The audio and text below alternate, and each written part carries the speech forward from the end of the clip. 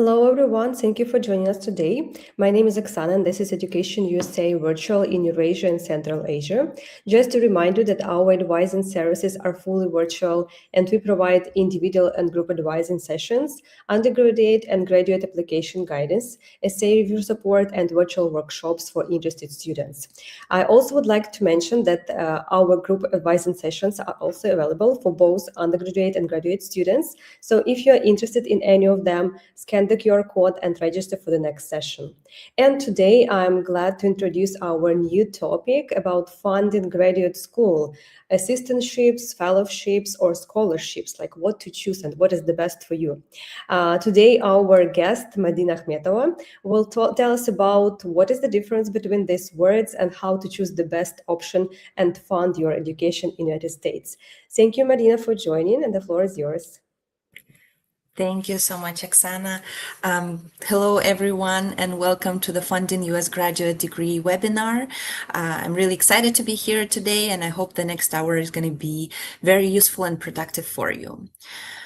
Before we begin, I want to introduce myself and tell you a little bit about who I am. So my name is Madina Akhmet. I'm originally from Karaganda, Kazakhstan, and I currently work as an assistant director for career services at University of the Pacific. It's located in Stockton, California. My education is I obtained a master's in college counseling and student development at St. Cloud State University in Minnesota, fully funded. And just for your note, I also have a bachelor's degree in international law from Karaganda Buketov University. I'm an alumni and scholar of FLEX program. I don't know if you've heard about it, or maybe some of you have been participants as well. And I am also an Erasmus Plus scholarship holder. So I've had experience in education for over 10 years, and I didn't really know much about funding graduate school until I got to that topic, and I was surprised about how many opportunities there are. And I've applied, it worked, and today I will share with you how to do that. I want to also know a little bit about who joined the webinar. And if you're willing, please drop your name, your location, where you are at right now, city or country, and which stage are you in? Are you thinking about master's or PhDs? Are you actively applying already, or whatever else? Maybe you have applied last year and you're reapplying this year, or you're just considering or live in the US, whatever it is. If you want to drop it in the chat, I'll make sure that I am keeping an eye on it. Let's see. All right, perfect. I see the names. Okay, PhD. One thing about that is I personally haven't done applications to PhDs. I will give you whatever knowledge I have, but I will mostly focus on masters, specifically assistantships. Master's application, great. Master's, this upcoming application, great. You are on time. Thinking about PhD, amazing, amazing. Thank you all so much for being so active in the comments. All right. So the agenda for today will be, I will give you basics of higher education structure in the US to get our foundation started. And then we'll talk about how to pick a graduate program, because I see a lot of you are considering still, so that should be useful. Then we'll move on to the meat of the presentation, which is funding your graduate program. What are the options? We delve into assistantships a little bit more. And if we have time, we'll talk about how to stand out in your application. At the end, you will have around 20 minutes to ask your questions. So hopefully today you will understand how funding graduate degrees work in the US, and you will have a clear picture and understanding of how you can receive a fully funded graduate degree in the US. All right, I see some people writing about law degrees. Great. So the higher education structure in the US, I assume all of you have completed or are in the process of completing your bachelor's degree. And as you can see, the the upper levels are master's degree and PhD or advanced professional degree. So there is a possibility to go from bachelor's directly to PhD. There are options like that. However, you do want to have a solid reason why you would do that and have some body of research ready to be applying for PhD. There are also programs, and some universities do offer a conjoined master's plus PhD. It's very individual. You'll have to look into the websites, into the universities, but there are options like that. And also, whoever, I saw one lawyer already, if you are interested in medicine or law, that would be a separate process. They have a separate pathway for it. And I would really look into them specifically for those fields. I can give you a general spiel about law because I kind of understand how it works, but medicine has its own pathway. And however, FYI, international students do get into medical schools and law schools, and they do become lawyers and doctors. So it is possible for international students. However, this is not the topic for today. So before we go into the part on how to pick your program, I want to give you a differentiation of master's and PhD. So the key differences when it comes to master's, the duration is way shorter. It's only 1 to 2 years. My master's was 2 years. The PhD usually run from 4 to 6+ years of study. And the thing about PhD is also there is no set time. It really depends on how advanced you are in your research, how fast you are with it, but the typical time is 4 to 6.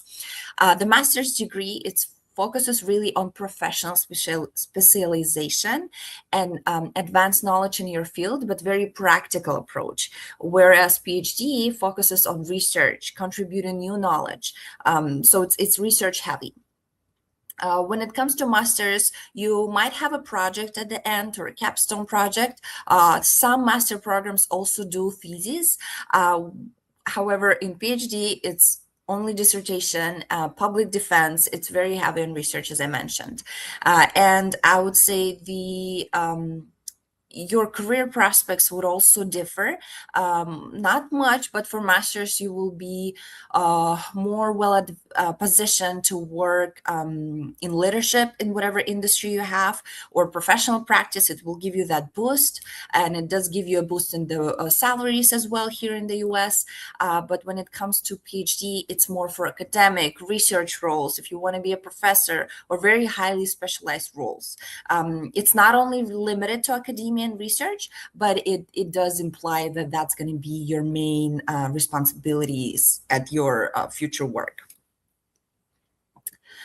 So now, how do we pick a program? How do we go about it? I am a very active defender of the fact that you want to know what you want to study. You want to define your subject. You want to understand what you want to study in research, and you start from within. And once you do know what you do want to do, then you start research and then looking into options, not vice versa. As you've noticed, I changed my bachelor's subject of international law to higher education. So it is possible. You do want to make sure that you justify why did you do that, and you want to have some kind of experience or some kind of at least an understanding of where you're getting yourself into. Next is, once you know what you're studying, is to identify your criteria. I would have a list of non-negotiable criteria and good to have. And the criteria examples are, is it really crucial for you to have funding? Because for me, it was. Without it, I wouldn't be able to go to the US. So funding was my number one criteria, and the rest were secondary. I was also very much wanted to have my program interest to be in counseling specifically. I wanted a psychological aspect in my master's. So those two were my main non-negotiable criteria. Other types of criteria that you can think of are research interest, or do you want to have more of a practical focus? Do you really care about, and you should care about faculty who are going to be your professors, especially for PhD, and I'll talk about it separately. You want to think, what location do I want? It seems like, oh, I personally didn't really care about location when I was going here, but now I understand that there are states that I wouldn't want to live in, and check that before, or the states that I really would enjoy living and working, because it's easier to find everything in the same place later on. You want to think about career prospects. You want to think, are there many international students, and whatever other personal reasons and criteria that you want to have for the program, for the university, and location of your future studies.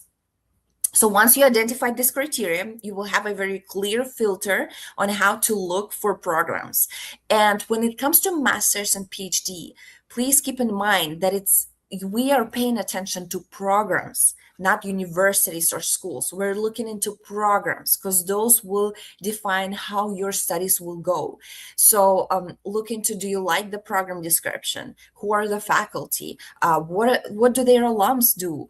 Try to research as much as possible. And that's where you can't really do it with AI. You can't really, outsource it to someone else. This is your personal research, having your criteria in mind and understanding what subject you want to study. I would say pick 3 to 6 programs that satisfy your criteria, and each program that you're applying for, you will need to pay the application fee. So that's something to keep in mind. I personally had, I think, only 3 programs that I really liked, and I was like, I would focus on those 3. If you are a person who likes to have a lot of options, go for more than 6, absolutely. And after that, it kind of goes hand in hand, but try to have coffee chats with alums who've already completed the program. They will have insights and valuable information on how did they like the program, what did they learn, how what did they like, what did they didn't like, and you can find all that on LinkedIn. People are very open and friendly on LinkedIn. And I personally was scared my first time that I've ever done an info interview. That's what it's called. I was scared. I didn't really feel like people would reply to me, but they did. And I had a few coffee chats, or like Zoom calls. That's what it's called. Info interviews with those people, asked questions, got to know the programs a little better. And of course, you want to outreach, email program directors or administrators, whoever they have, and attend their info sessions. So just a few tips. US university websites are tricky. Just expect that they're very, no university website is going to tell you, or program website is going to tell you, here's how you get the funding, here's how you apply. Well, it does pretty much say that, but it's very, it's implied, it's hidden. You have to search for it, you have to dig, you have to read carefully. Each sentence means something, and you want to reach out to email departments, email the program advisors, ask the requirements, ask about the funding, double check, double confirm. This is all, it's okay to do that. That's their job. I'm working at a university right now. I know that's their job. They are supposed to be helping you understand all the variety of options and things that they have on their websites. Another tip is to attend info sessions. Usually, not all, but majority of programs will have info sessions when they will have a webinar like that, like we're having today, but with admission counselors or with the program advisors, program directors, and they will tell you the information about the program, about how to apply, and answer your questions. So it's the best resource for you aside from alums. I would say those 2 resources should be your top 2. And touching on PhD, don't just blindly apply to PhD programs and expect that you will get admitted. That's not how it works here. You want to connect to professors before you're applying. You want to connect with them, talk about your research subject, reach out to them, and establish the mutual interest. What does it mean? That means that this professor will most probably admit you if you are going to be working on the same research subject. or working on the same paper, working in the same lab. That's how the PhD application work. I've heard plethora of stories when student applicants would apply blindly without connecting to anyone, and they would never get in. And not because they're worse, but just because they didn't know that you're supposed to connect with professors, know what you're going to be researching, compiling a nice email, talking about your research subject, and being interested in their research. So of course you want to do some of your homework and get to know the professors and see if you're actually compatible research-wise. So I see the comments. Thank you all very much. Moving on to the meat of our presentation, which is financing graduate degrees. Master's degrees are usually either self-funded, partially or fully funded by the department, or are funded through loans in general. The PhDs, though, they usually offer full ride scholarships. They will be fully funded by the department for the duration of the program. So there is people don't really pay for their PhDs, if that makes sense. They're usually fully funded. Master's wise, it is a little harder to fund it, but it is very much possible. And how do we do that? Through assistantships, the graduate assistantships, teaching or research, and I will talk more about them in a little bit. You can fund them through external programs. If you are from Kazakhstan, you probably heard about Bolashak, amazing program. I'm not going to focus too much on them, and Fulbright. That's another one. And also there are scholarships and fellowships. Those, however, you are very individual. You really have to look for them on the websites of the universities. I don't think I can really click on the links, but there are scholarships in specific universities for specific programs.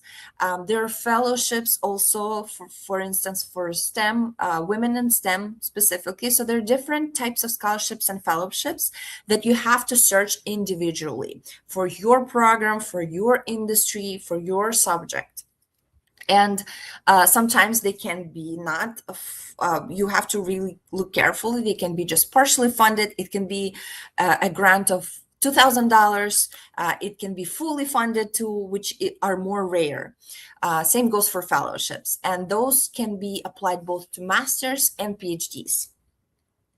Now, the external funding, for those of you who have heard, the Bolashak Scholarship, fully funded, amazing, everything, covers tuition, living expenses, flights. There is a requirement to return to the country and work for 5 years, 2 to 5 years, or 3 to 5 years, depending on your location. And the US Fulbright program. Highly competitive, but highly prestigious U.S. State Department scholarship. It can, you will need to see, depending on your country, if you can do master's or PhD through Fulbright. But Fulbright is an amazing, amazing opportunity. Now, the assistantships. So not just graduate. There's 3 types of assistantships: teaching, research, and graduate. 3 types. And they're different by what you will be doing. So graduate assistantships is very much office type of work, administrative work. Teaching is when you will be teaching, obviously, and research is when you're researching. All 3 types of assistantships are offered for some master's programs and some PhD programs as well. So it applies to both levels. So it's work, typically 10 to 20 hours. Well, the academic or administrative offices, that's the graduate assistantships. And what kind of support do they provide? There's different types, kind of 3, if you may. The full coverage. So it requires 20 hours per week. So a full part-time job. As an international student, you will be allowed to work 20 hours only anyways. And the great thing, it includes full tuition waiver, monthly stipend, and health insurance. Not always health insurance, by the way. So that's what I did. I found an assistantship which fully covered my studies, and I've worked. There is partial coverage. So you have to, again, read carefully on the websites. Is it full? Is it partial? Because I got into another program. However, their assistantship had only, I think, 75% coverage of tuition fee. And I had to really double check and double confirm with them before I realized that, oh, if I do go for this program, I'll have to pay. I'll have no choice. So I had to reject that and go for my full coverage opportunity. So the partial coverage, 25 to 50%, it's usually less work, 10 hours per week, partial tuition credit, and a smaller stipend. If you are able to afford that, great, go for it. There are also some assistantships that only cover the stipends. So they will give you monthly salary, and that is it. You will have to pay for your tuition yourself. The thing about assistantships is that the full coverage, just so you know how it usually is offered in more rural areas or Midwestern states. You can find assistantships in bigger states, bigger cities, maybe yes, but majority of them are concentrated in the rural areas and Midwestern states, FYI. Yes, that's what I want to say about the assistantships. So how do we secure that? It really very much depends on your university, but it's basically the same as applying for a job. You identify what are the roles, what are the current assistantships on campus are offered, and you're applying to them with a cover letter and a resume. Both of them have to be tailored to the position. So you're not just send in whatever you send for your application for master's program. You want to tailor it according to what the office is looking for. Usually you will find a list of assistantships on the website, and you will have to look into financial aid. You will just dig and research. It's supposed to be on the website. You can also, and you must actually, ask your program advisor.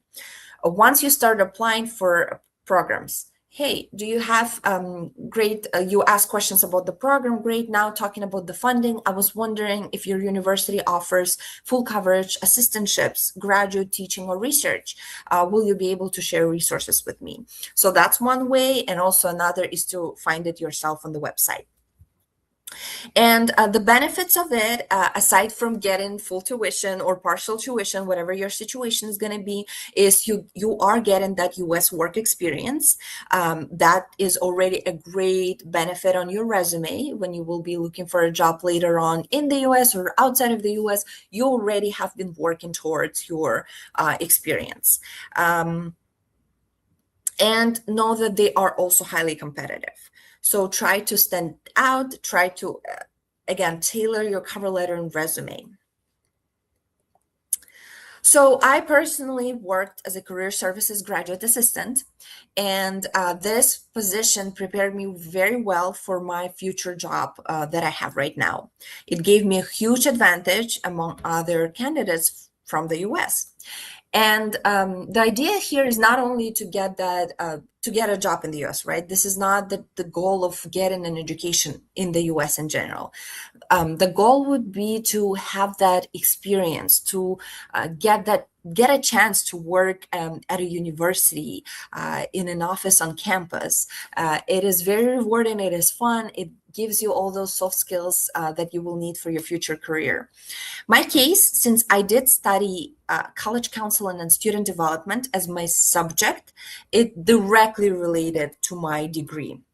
But I know a plethora, numerous cases of students who did their business degrees, counseling degrees, psychology degrees, marketing, whatever, and they worked on in the offices on campus, and they got that experience that was still transferable for their future career. So it's a win-win situation. Anyways, so how would the day look like in career services office. I would sometimes coach and advise students. So they gave me training on how to do that. Plus, I have my own experience. So I would conduct one-on-one appointments for resumes, for major exploration job search, and so on. And I would work on a workshop. Which workshop do I want to do? Maybe something related to AI, or, well, AI didn't exist back then that much, but generative AI specifically, or designing slides for presentations. Another day will look like I'm managing the social media content, coordinating the panels, thinking about the future events, and maybe applying what I've learned in class to practice, maybe by creating specialized resources for marginalized populations of students. So I don't. There is a stigma that graduate assistants or assistants in general don't really do much, or they print papers or whatever it is. It really depends on you, how you will take a lead of your assistantship. It depends a lot on your supervisor as well. So it's really a combination of things. And I see your questions. I will have time to answer them. Those are great. Now, the application timeline, right now it's May, which means you are, well, it's June actually, which means you are in a prep phase already. So you want to make sure you're defining your major, you're taking your IELTS, TOEFL, whatever it is, GRE if needed. You are researching right now heavily. You're picking programs. Again, remember, when you research programs, by that time, you should already have the criteria in your head. You should already know what are my non-negotiables that I'm looking for, so you can filter out the programs easier. You want to start reaching out to professors. Yes, we're doing it that early, and we're drafting the SOP and resume, statement of purpose, and a resume. The submission is usually in December, February. When it comes to PhD, though, I would really double check, because it can be way earlier. And for masters, it can also be, they have the early applications, they have the regular, and they can run up until August too. So it's very individual. Check on their websites, but you want to start submitting already. And when it comes to assistantships, it again depends. In my case, I applied simultaneously at the same time to my graduate degree program and to my assistantships. Some of the places will only let you apply for assistantships once you have an acceptance offer from the program. So again, reading about it, having a spreadsheet, Excel spreadsheet, where you're writing down which programs you're applying, when is the funding due, and how is the process looks like. That will help you to really organize your applications. At that time, you want to start requesting recommendation letters, pay fees, or apply for waivers. By the way, if you are a PhD, this is the time, the high time right now and in the next few months, to start reaching out about your research. And unfortunately, I want to be transparent. Due to the politics that are, due to the current administration, a lot of the funding has been cut, and it might be a little extra work, especially for PhDs, to look for the funding. It is what it is. The assistantships at least in my university, it's still there, and I do hear people get an assistant. It still is happening, and same for PhDs as well. It still is available. It's just less than it was before. Will it change? Probably. Anyways, so the admissions March to May. Is when you will start getting those acceptance offers, and for some you will start applying for GA or TA positions. TA, by the way, this is where you teach, as I said, and research assistant, this is where you help with research. Those are very much widespread for PhDs. And the final steps. So I want to be mindful of our time. So when it comes to standing out as a master applicant, I will probably just give you a very quick spiel here. For masters, make sure that your the master's program that you're applying for has a logical reason. You're applying there not because you're bored or you have nothing to do or you don't want to work, right? Obviously, you want to apply there because your current experience, whatever you're doing right now, is it needs extra knowledge. You have a goal that you want to get to, and that masters will help you bridge that goal. And how? By identifying skills or by identifying whatever certifications or what is it exactly that you want to do. If you are changing the bachelor's to master's subject, you want to make sure that you are given the reason, the solid reason why do you want to change. For PhD applicants, as I said, the strategy is to reach out to professors beforehand and to make sure that the whole narrative of your story, of your application documents, is that you have been working towards that research problem, and just to make sure that it looks like, even if it's not entirely true, which is okay, we're not lying, but saying that specific research problem has started at some point and I've been working towards it. All right, so I thought that I'll see your faces, but since not, we're not gonna take a picture. However, you can add me on LinkedIn, Madina Ahmed. This is my LinkedIn. It should pop up. And you can also email me if you have any extra questions or you want to reach out. But now it's time for the Q&A.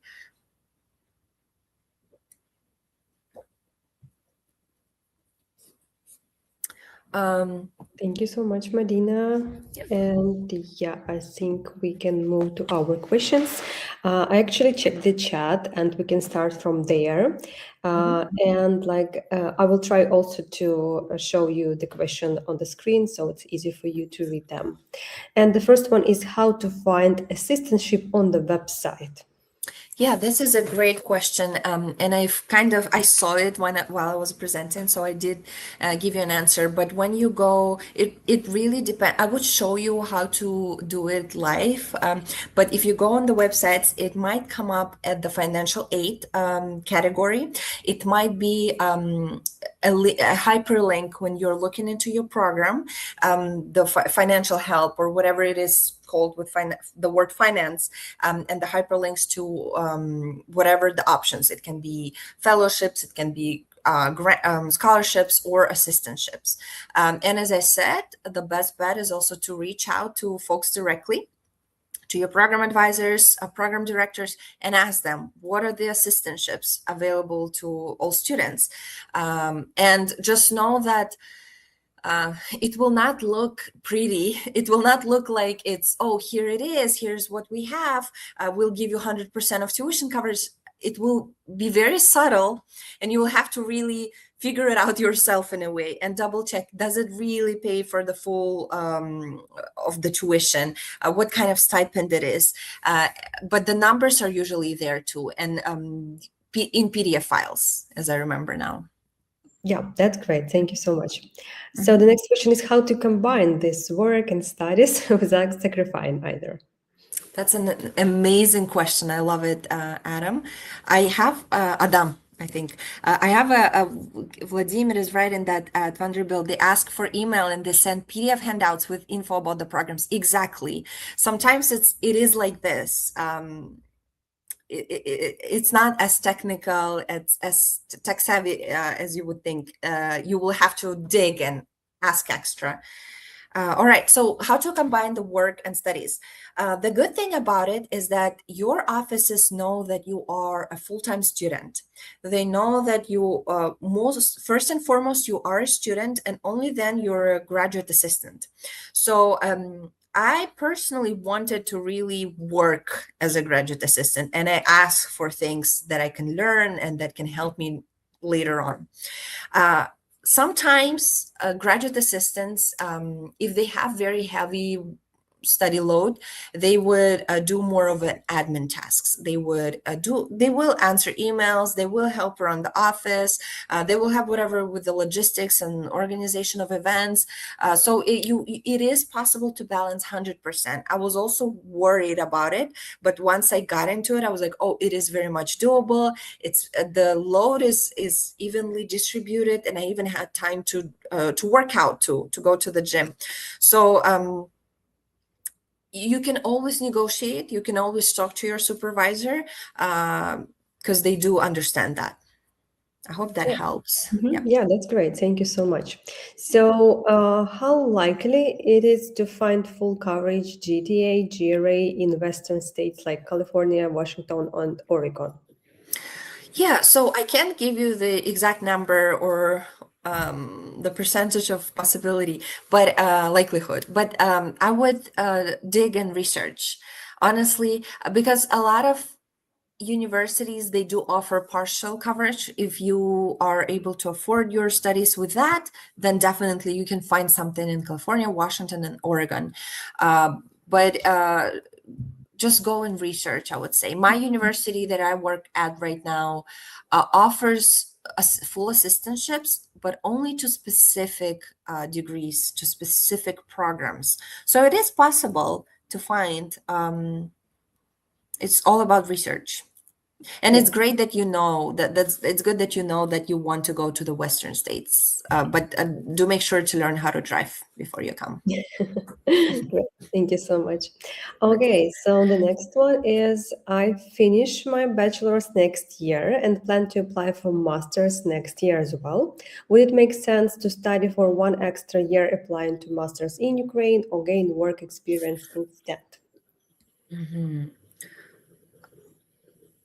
Okay, so you're finishing your bachelor's next year and you're planning to apply for master's next year. Would it make more sense to study for one extra year applying to master's in Ukraine or gain work experience instead? So I assume your question is if you would it make more sense to study for one extra year of your bachelor's? Is that what you're meaning? In either way, I would say it depends on your industry, but I would say for majority of them, gaining work experience is always useful, especially if you're planning to go abroad or study in the US. They really do appreciate when you have that work experience, and it can set you very far apart from the other candidates. So it's hard for me to tell because I'm not understanding what does it mean study for one extra year. Is it for bachelor's? But either way, gaining work experience is always great. Wherever it is, you can get those transferable skills, even if it's a job in retail or in something that is not related to your degree. You can still get those transferable skills like customer service, communication, professionalism. Those are all very well appreciated anywhere in the world.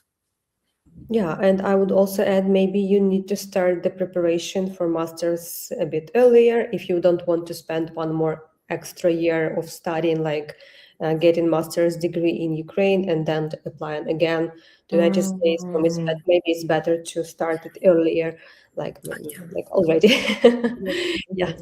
Okay, but thank you so much for your suggestions. That's great. What would you recommend in defining a subject of study? Oh, that's a separate presentation needed for that. Uh, I would say um, if you have an opportunity to go to a specialist who can help you pick a profession, use that. And if not, think about the things that you really like doing. And I would say turn your attention inward. Rather than outwards, because right now there's a lot of things happening. The world is changing. The AI is changing the workforce. It's changing the labor market. If before going for computer science was like you wanted to go into computer science, get a job at FANG, and then be happy. Right now, it's not working anymore. Computer science graduates are really freaking out. They can't find jobs at all. AI is replacing them. So the outside world changes so quickly. It is important to look inside. And when you do, most probably you'll find something. You'll find things, you'll find programs. Read I would say read more, research more. If you have an opportunity to try things, do that. Shadow people who work in industries that you're interested in. Let's say you want to be a lawyer and your aunt is a lawyer, go with her to work one day and see what she's doing, see if you would like it. Try this. And there is a great book called Design Your Life. Yes, wait, sorry, not Design Your Life. Life design, that's what it's called, life design.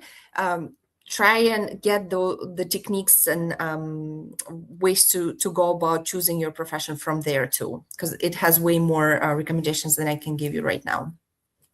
Life That's design. great. Mhm. Yeah, thank you so much. And yeah, I would also like to recommend our viewers, you can always reach out to our Education USA advisors, and they will be glad to help you with defining your future way of studying, like maybe subject or program that you would like to pursue in future. Thank you so much. And next question is actually about funding. Is the salary of assistantship enough for living expenses, life, and covering the education costs? Great question, Agirim. So I would really double check what the salary is, because they might cover the full tuition, but then the salary would not be really, it's not really a salary, it's a stipend. It would not be really sufficient. However, mine was okay. I could barely go by it, to be honest with you. Some of my friends had higher stipends. So it really, really depends. You would want to check. So let's say you get this PDF with the list of the assistantships. They would usually have the stipend amount, and it would say something like 12,000 per year. So you would want to calculate it with how much is it per month, and what is the medium wage, or like a medium amount of money that you can go by in this specific state or a town, and see if that is okay. I would say connecting to alums and asking them, was that enough for them, would be a more realistic approach. But there are stipends that are pretty good, and they can let you live a good life during your master's or PhD. Yeah, But don't expect too much. Yes, I would say. yeah, that's Yeah. great. Thank you so much for sharing. Okay, so where to find professors and what to write to them? Yeah, so you can find them on the websites of your programs. It will usually have like a contact us or ask us category, where you can click and see the faculty names and their emails, and reaching out to them directly like that. What you would want to write is something, you're introducing yourself. Hi, my name is Danelia. I want to apply for your this and this program. I have experience in, or I have a bachelor's in whatever it is. I was wondering if you could help me with these questions, and you can list the questions. So always introduce yourself, tell a little bit about yourself and why do you want to apply for this program. Have your answers. Please write answers that you can't find on their website. Don't ask things that you can easily locate on their website, because it will be a waste of your time and their time. And thank them at the end, of course. Amazing. Thank you so much. One more question from the chat. And dear viewers, if you have anything else to ask, like this is the right time. So please write your questions. So what criteria are most commonly considered when selecting students for assistantship positions? And how many assistantship positions are typically available for incoming students each year? So the second question, how many assistantship positions? It depends on the university, on campus, and the current needs. What I can say here is that it's more likely to find the assistantship at the beginning of the year. So if you start in fall, this is the best time, because they would have more positions then. If you're coming mid-year, let's say you're starting from your spring semester, that is the time when there are less positions, because most of them are occupied already by the students who started in fall. That means they will leave those positions once they're done in spring, and the new year will be taken over by the other applicants. That's when it comes to assistantship number. The criteria is the how well you fit the requirements for what they need, and how well you will fit in the office, the culture of the office. You might look great on paper, but then they do an interview with you, because it's like a real job. You apply with a cover letter, with a resume, and then you will have an interview. So expect to have an interview for your program admission, and then separately for your assistantship positions. It's like a job. I had around 10 plus interviews for assistantship positions, and they will see if are you a likable person? Are you approachable? Are you friendly? Are you going to fit in our office? Great. How's your English? Do you understand what they're talking about? All of those things are going to be taken into consideration when picking a graduate assistant or a teaching research assistant. Yeah, amazing. Thank you so much. Is it allowed to have double or more assistantships? Sometimes you can do a few partially funded assistantships. Yes, I actually had that my first year or first semester. I had 2 different assistantships, which covered half and half. So it is possible. Yeah. Yeah, Not great. not more than 2 though, because as an international student, you're allowed to work on campus only for 20 hours. You cannot do more than that. Yeah, that's great. It's the thing that you should always keep in mind when Yeah. you apply for such Yeah. positions. Thank you so much. We also have questions from students who have registered and like they submitted their questions in advance. So I'll just go through some of them because you actually covered a lot during the presentation. Thank you so much. And the question is sounds like this: like, what is like the things that is more valuable for apply when you apply for master's or PhD? Is it like GPA or your portfolio, work experience, or something else? Yes, great question. When it comes to GPA, it's okay. The overall portfolio of a candidate is looked at holistically. So they will see how how congruent your application is, meaning how logical the things that you've done are, how you've reflected upon your experiences. If you have lower GPA, it doesn't mean that you can't get in the program, not at all. My friend, actually, she had C's in her bachelor's degree transcript. She still got in, she still got her assistantship. So they don't really have separate requirements that they really look at and filter students through. It's not England, it's not Europe. It's more of a holistic approach. Does that student make sense for our program? Are they going to contribute to the conversation and discussions that we have? If you are in STEM, though, however, it will look a little different. With STEM degrees, they do look at your GPA maybe a little bit more, but you can still talk about why, for instance, if you've had a lower GPA, why did it happen? Are there any personal reasons for it? And if you do give a sound reason, it will convince them. So most of it is about how you tell your story. Americans and just US Americans are extremely storyteller lovers and admirers. So if you can tell your story nicely, it's a good chance that you will get in. When it comes to PhD, though, it is more criteria based. It's more specific. It's stronger. It's harder on the requirements, on your GPA, on your research. Research is mostly important, but GPA as well. I think for PhD, you can't really have a lower GPA. So yeah. Yeah, great. Thank you so much. Okay, so I think that's all about the questions, and I would like to. Oh no, I have something else. So if I have finished, let me just show it to you. If I have finished bachelor's and master's in business and want to pursue master's in another field, this is actually what I was thinking about also. Which GPA would I use? So the question, which GPA would I use, is not really correct, to be honest, because there is no in the application they rarely have the GPA question. It will be reflected on your transcript, so they will see it all anyways. They will see both GPAs, and they will, if you do want to, you can include them in your resume.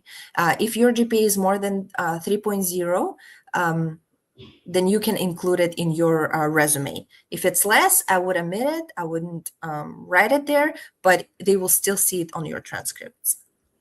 So Yeah. just know that. Yeah. But if you And want to justify either of the GPAs, you can talk about it in your motivation letter, somewhere in the additional letters of admission.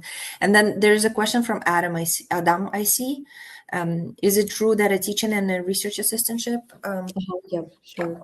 yeah. So is it true that the teaching and research assistantship is valued more in the long run than a graduate assistantship? Yeah, so it really depends on your industry. If you are planning to do a job that is related to teaching in the future or research, obviously you would want to go for teaching and research. If you're planning to become a professor, or if you're doing your master's and planning to apply for a PhD, definitely go for teaching and research assistantship rather than the graduate one. However, if you are like me, the teaching and research would be okay for me, but the graduate really prepared me for my future job. Or if you are going into an industry or corporate, whatever it is, I wouldn't say that teaching and research assistantship is necessarily more valuable. They all serve different purposes, and it really depends on you individually and what's your future career prospect look like. Yeah, great. I think we have like additional comment about their Yeah. question, bachelor's and master's in business, and Yeah. the comment is that both are good. Just wanted to know if I would include both transcripts. Yeah. Mm, Irina, if you are applying, they will require you to upload all the transcripts that you have. So they will see both of them. yeah, great, wonderful. Okay, so one more question about do I have better chances of applying to a master's and getting a funding, or directly to PhD with research experience and get funding as a bachelor plus graduate in STEM? So it's hard to say where you will have better chances. I will say that PhDs are mostly funded, fully funded. They come with full right scholarships. So if you can get into the PhD, which is fully funded, and it's implied, it usually is automatic too. Once you're applying, you don't have to do a separate unless it's an assistantship. Sometimes they even will give you an assistantship. Then great, you will get it. When it comes to masters, you have to look for it separately. It usually is like a separate effort that you have to make to get the funding. PhDs are more funded than masters. That is for sure. When it comes to you individually, I can't really tell. If you have research experience, great. Try your best. Find people who did that before. Go on LinkedIn, search for folks who did programs that you're interested in. See if they know of anyone who went directly from bachelor's to PhD. But it is harder to do, but it is possible. So you see how there are different pros and cons here and there. Yeah, that's great. Okay, and I think the last question that I missed. Let me just show it to you. What would you recommend at paying attention to when considering location, in consideration of not being able Yeah. to visit the place beforehand? That's a great question. I would really look into if there are a lot of international students. Because if there are, not only you will make more friends and it will be easier to adjust because international students know their ways, but also it means that most probably the offices at the university are catering to international students. They care about them and they know how to help them. That was the case for me.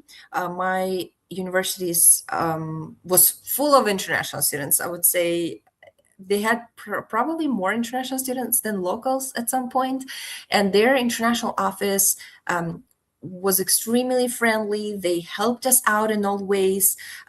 They they really cater to us. So I would look into that more than, let's say, if it's a big city, if it has fun things to do. Of course, it is very important, but if you are aiming to get fully funded degree, then I wouldn't put that as my main criteria, rather than having a good support system for international students. Yeah, And yeah, I think, sorry, not being able to visit the place beforehand is real, very real.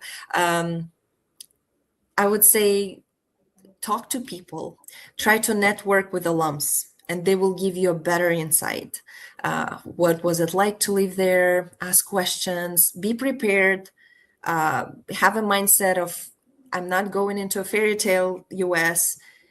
It is rural, it is, and I have to accept that if I want to get my education. That will be easier for you to handle if you're going into like a very small town in the Midwest. Yeah, that's great. And during our webinars, we all usually cover this part about the location of the university. So, like, if you are interested, please join our webinars, and we will be glad to tell you more about the location itself of different universities. And comment from the previous question: does applying as a bachelor's graduate lower my chances of getting into a PhD program? Yeah, I would be very careful with answering this question. I don't think it is.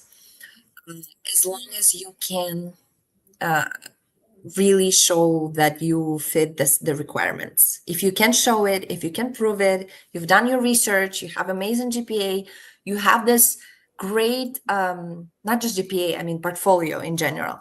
You have this very clear understanding of why you need a PhD program, and you can connect with the professors on your research subjects, then it definitely will not lower your chances. So it really is about the application itself. You can also ask this question and talk to the program advisors and see what they say, but I don't think it will lower your chances as long as you can prove the rest. Yeah, great. Thank you so much, Medina, for sharing so many insights.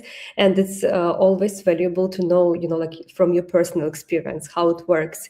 And thank you so much for so detailed explanation. I'm sure it was pretty valuable for our students. So I think we're done with all the questions.